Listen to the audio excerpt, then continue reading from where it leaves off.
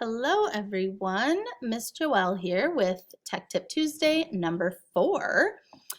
Today we're going to be talking about how to split your screen in a super simple way. So what you are going to do is you are going to Google in Chrome, you're going to Google Chrome extensions, and you're going to click here to go to the Chrome Web Store.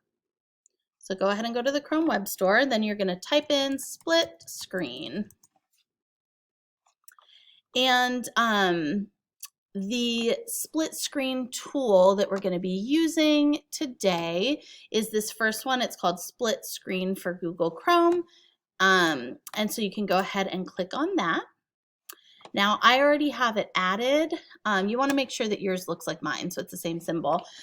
You're going to click Add to Chrome if you don't already have it. So once you click Add to Chrome, it'll pop up here on your toolbar. So you can see mine is right here. Yours possibly, if it doesn't appear right here, if you click this little puzzle piece, this has all of my extensions in it. So you can pin or unpin the ones you want. So you can see that my split screen, I have it pinned. If I unpin it, it just disappeared up there, and I can pin it again and it'll come back. So I have that as my pinned extension because I'm going to use it a lot. So this is the way it works. Once you have that in, you can do this on any type of computer as long as you're using Google Chrome, and you can split your screen in as many ways as you want. So couple things to start with. I have empty tab checked. Single tab is if I split my screen, I'm going to do this side by side. You'll see that nothing else pops up here. You can just see like what I have in the background, right? So I'm going to go back and I'm going to uncheck that.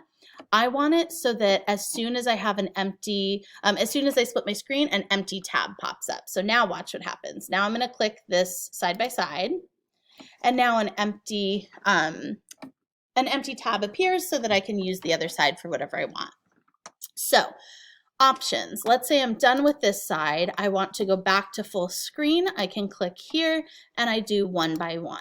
And now I'm back in full screen. So same thing, I can do a 4 by 4 or a 2 by 2 so that I have 4 screens open. Whatever I want this to go back to full screen. I just go to 1 by 1. You can also make your own. So like if you wanted to have like a 2 by 3 or something, you could literally have it so that 6 of them pop up. So you can click save, and then it'll be right here on your 2 by 3. There they all are.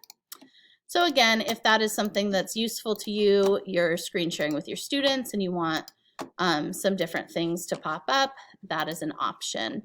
One more thing is that you can also, under your settings, you can change which way they go. So like if you want it to be right align and you do a 2 by 2, then the screen that you were on is going to come over here and your new one is going to pop up on the left. So that's kind of up to you and how you want that to work.